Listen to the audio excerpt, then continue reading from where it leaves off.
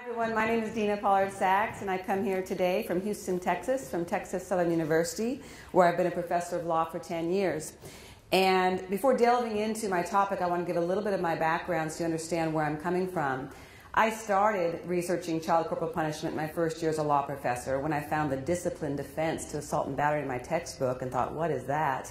And found out it doesn't have much meaning, and so got into that. But since then I've been heavily involved with children's issues, mostly involving developmental psychology and what we know from cognitive learning theory and how people develop concepts and ideas and value systems, how they're maintained through society, through messages, media, advertisements, television, things like that, and most of all, how we change dysfunctional belief systems. In terms of American law dealing with child spanking, there is almost nothing. We have child abuse laws, criminal laws, saying that if you harm your child at that level, yes, it's illegal, of course. But when it comes to spanking in the home, we have virtually nothing. We've had a couple attempts. We had James Marzilli in 2005 draft a bill for the state of Massachusetts to ban spanking in the home. And the legislature was extremely welcoming to us, extremely open-minded, but the bill did not pass.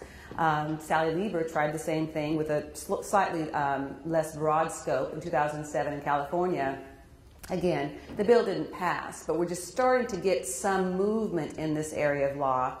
And I don't think it's where it's at. Okay, I have done a lot of work in the area of school paddling and the various attempts to try to get school paddling out of the southern states that are hanging on to it in much the same way they hung on to slavery. It's the same states, if you look at the map, it's the same basic states that are hitting kids that wouldn't, agree to stop slavery. I mean, it's shocking. If you put the map side by side, it's just amazing how similar it is. So these are the states we're not getting anywhere with really legally. And I've come to the point in my career, after being a lawyer for 22 years now, I'm not sure the law is the way. In doing my research on children and their brain development, I've gotten very heavily involved in the area of violent video games and what they do to children. And in going through this and learning how the mind processes information and how you can change someone's mind once it's been made up, so to speak, I believe the way is through changing norms, and that's going to be probably through changing messages through the media and through a massive advertising campaign.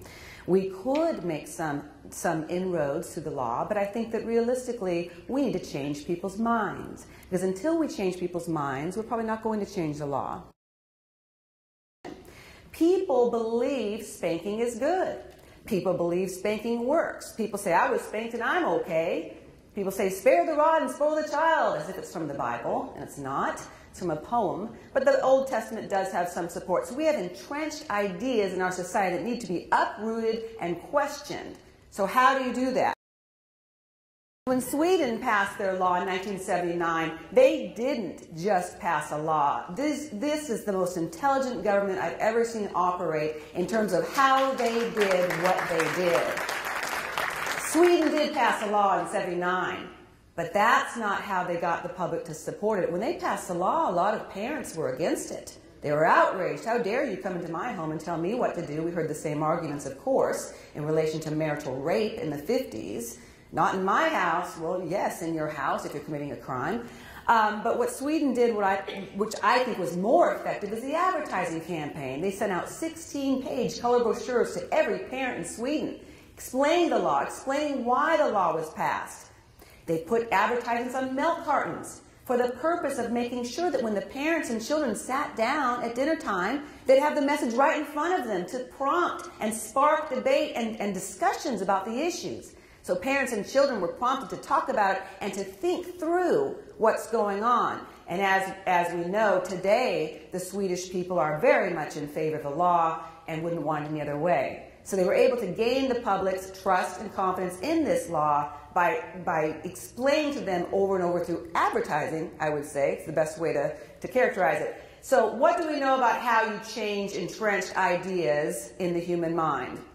What we know is that the human mind naturally has to take shortcuts. It's normal, it's natural, it's how the mind works. So we create these schemas within, associations in the mind. Spanking is good. But what that research has given us is insight into how do you change a deep-seated conviction. And what we know is it's almost like a computer. The data has to come in over and over and over and over. And with repetition, that schema or that entrenched belief system starts to be pulled apart. And only once you start pulling apart the entrenched ideas can you replace them with a more functional idea. So if we know that the American people have this idea that spanking's okay, how do we attack that? How do we use what we know from cognitive research and advertising to change people's minds about corporal punishment? How do you get something that sticks in their mind? Well, I would start with the old sayings, the old slogans. This whole spare the rod and spoil the child. Well, I've already seen some bumper stickers that say spare the rod and save the child. What about that? Every time a person sees that, it's going to make a cognitive imprint. And that's what we need to do. We need to rival this existing idea with a new idea or new saying or new slogan or catchy phrase that they won't even realize that they're thinking about. That's how the unconscious mind works. It works all the time. So we need to engage these ideas. For example, say spare the rod and spoil the child. What about spare the rod and love your child? Spare the rod and use your head. Spare the rod and save a soul. You see those on bumper stickers ever? Not enough. We don't need them to believe it. We need them to repeat it. We need them to talk about it. We just spark debate. Another one that I really can't stand is, I was spanked and I'm okay. Well, and I've heard this said by, alcoholics, people divorced 5 times. I was spanked and I'm okay as they drink a beer. I'm like, okay, I beg to differ, but, that's what they think. What about, a bumper sticker that says, I was spanked and I'm still ticked? Or, you might want to use another word for that, but, something that will actually say, I was spanked and I was spanked and I hate my parents. Whoa, when have you ever seen that on a bumper sticker? I was spanked and I hate my parents. It's true. Studies show that kids who are spanked don't call their parents from college as much.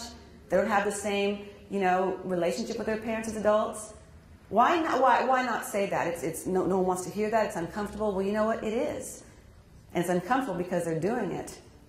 And it's uncomfortable because they don't want to believe it.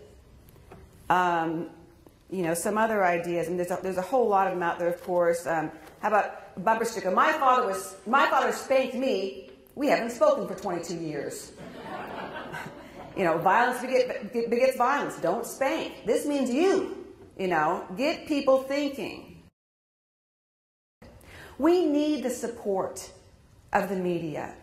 We need the support of Hollywood if we can get it. We as academics want to write articles and have speeches and have this is a terrific conference, but I don't think we're going to make the kind of norm cascade that we want unless we start getting at people individually. Get them talking, get them thinking. Let me give you just a couple examples. And this comes from Cass Sunstein, a very famous law professor who coined the term norm cascade. And what he said is that at a certain point in our society, if you can get people to change their mind about a certain concept, it can catch like fire if the new concept makes more sense. And when I came out of law school back in '89, I remember being in Beverly Hills restaurants where I was practicing law and ordering this nice meal. And right as I was sitting down to eat my nice meal, someone lights up a cigarette.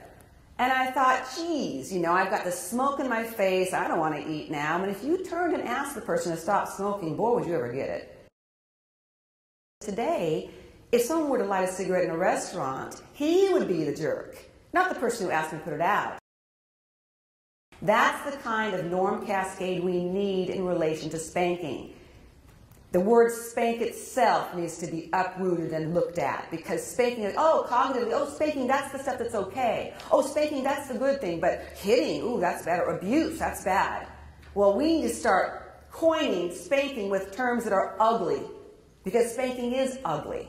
But right now, it's got this sort of this cognitive, association with, that's good parenting, spanking, everyone spanks. So again, going back to being more creative t-shirts, slogans, bumper stickers, blog posts, anything we can get our hands on to disseminate the message that spanking is wrong, that it is violence, and that your kids are going to be harmed by it. You know, these parents are spending hundreds of thousands of dollars in my area on these SAT coaches. And I'm talking, you know, they're $500 an hour to hire SAT coaches. It's a fact that kids who are not spanked have higher IQ test scores. How about a bumper sticker, you know, don't spank your kid and save a bundle on your SAT coach. Or, you know, don't spank your kid and increase your child's SAT score. Again, they may not like it, they may not believe it, but they're going to go repeat it. Can you believe what I saw on a bumper sticker today? That's what we want. We want them to talk about it and repeat that message, because the more it's repeated, the more it's going to take hold, whether they like it or not, because that's the way the mind works. Thank you very much.